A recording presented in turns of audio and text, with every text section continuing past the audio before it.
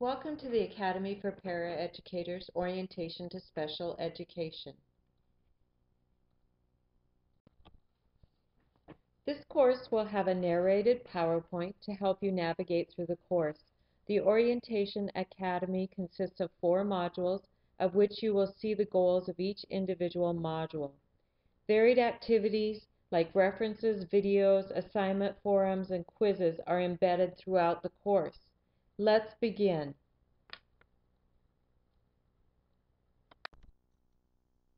Let's get to know each other.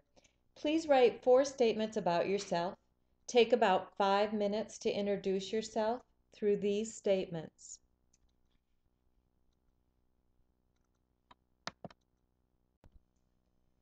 Please complete the pre-course assessment so we may gauge your prior knowledge to the course material.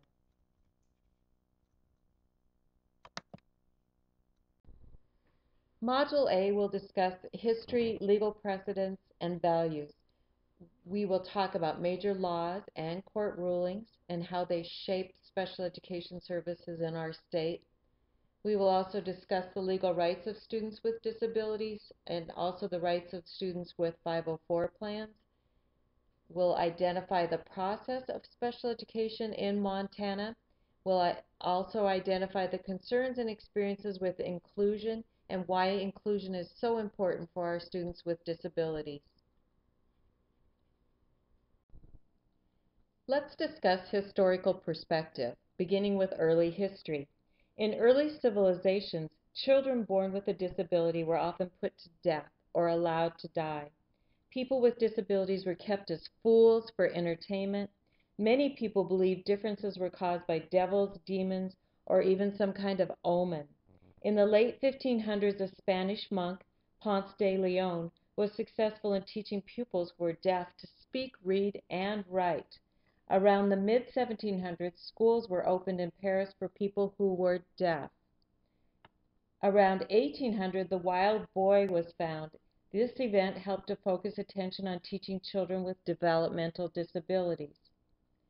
The era of institutions began in 1800s to the 1900s, and in Europe, asylums began to house people with developmental disabilities, mental illness, and epilepsy. By the mid-1800s, special segregated schools called institutions were started. And also in the mid-1800s, Klein suggested that people who are blind should be in regular schools. He was disregarded by all but a few.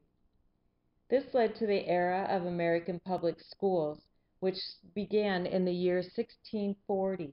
The National Association for Retarded Children was founded in the early 1950s, and school for people who were blind or deaf began to appear. Responsibilities increased during the 1980s and continue to increase to the present time. This led to the era of accelerated growth. All children were recognized as having the right to have an equal opportunity to education. All children had the right to fair assessment in their native language, and all children and their parents had the right to participate in major decisions affecting the child. All children have the right to an education at public expense, regardless of the school's financial constraints.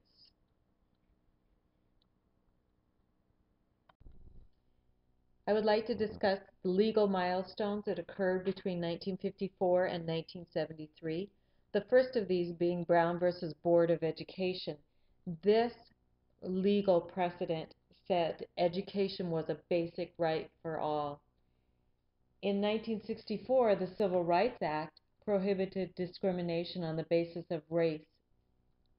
And in 1965, the Elementary and Secondary Education Act provided funds to state agencies and local school districts.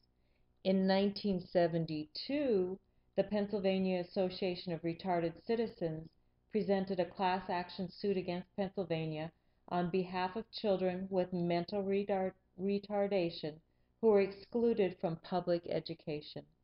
And in 1972, the Mills decision was a class action suit on behalf of 7 students with a variety of disabilities who were being denied a public education. Principles established in this case were zero reject, which we will talk about later, the right to due process, and the right of a free and suitable public education. In 1973, the Vocational Rehabilitation Act came about, and it was the first federal civil rights law that specifically protected the rights of individuals with disabilities.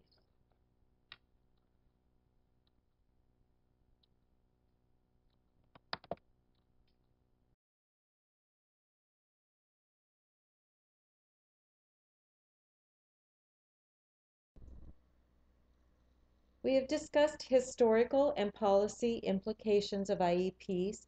This should give you a better understanding of why the paperwork and meetings have been developed.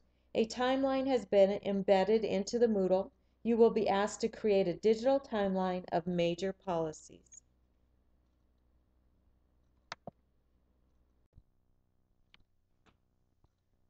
So what are the different parts of IDEA?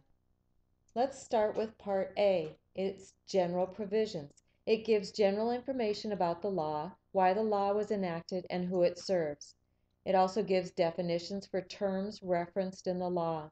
It defines what the state and federal government needs to do administratively. Part B is the assistance for education for all children with disabilities. This section of the law requires states to conduct child find activities for children birth to 21 years. Part B serves students through the semester in which they turn 21 or when they graduate with a regular diploma. Part C is the early intervention system for infants, toddlers, and their families. It maintains and implements a statewide, comprehensive, coordinated, multidisciplinary, interagency system that provides early intervention services for infants and toddlers with disabilities and their families.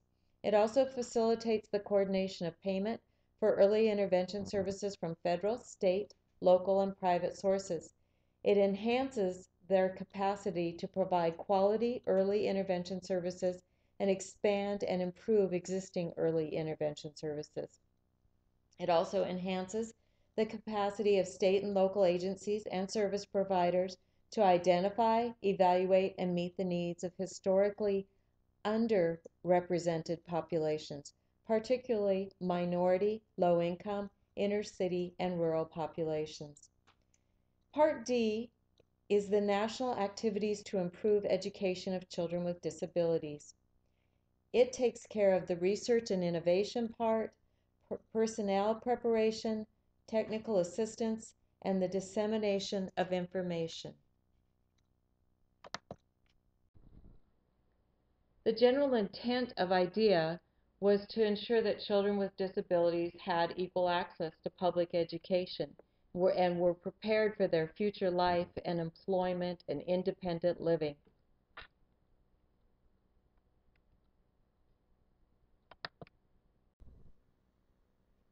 Now that you have some background on IDEA, please respond to the discussion questions or prompts and comment on the other students' comments.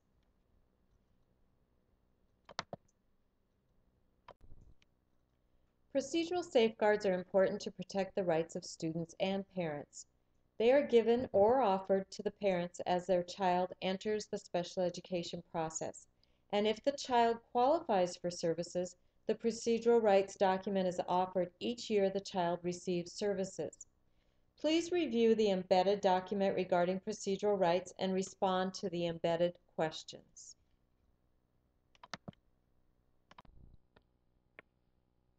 There are 6 major principles of students' rights, and we will discuss these now. The first one is zero reject.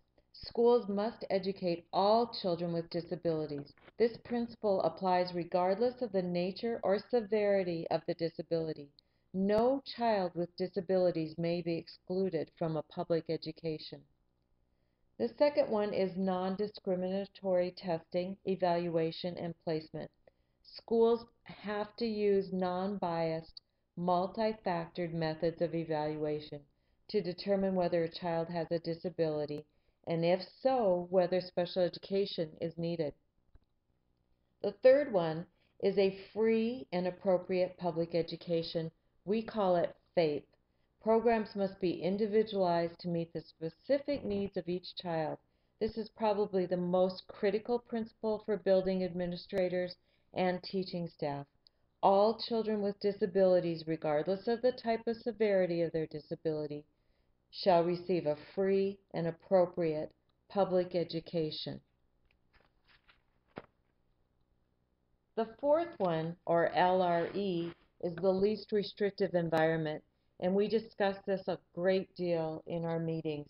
IDEA mandates that students with disabilities be educated with children without disabilities to the maximum extent appropriate, and that students with disabilities be removed to separate classes or schools only when the nature of or severity of their disabilities is such that they cannot receive an appropriate education in a general education setting with supplementary aids and services in place.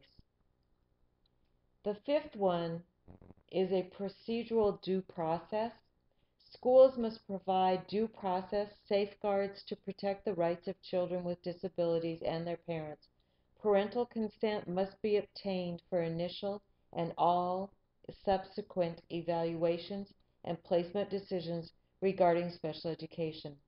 Schools must maintain the confidentiality of all the records pertaining to a child with disabilities and make those records available to the parents.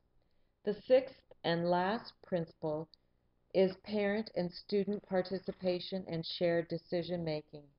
PL 94-142 involves the student's parents or legal guardians or appointed surrogates at each stage of the legally defined special education process. Schools must collaborate with parents and students with disabilities in the design and the implementation of special education services. The parents, and whenever appropriate, sometimes the students' input and wishes must be considered in IEP goals and objectives. Related services needed, such as speech, OT, PT, and placement decisions.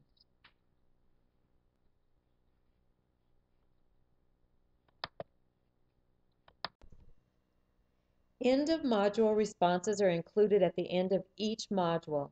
These responses will help us to gauge your understanding of the material covered and give you the opportunity to review the content of the module.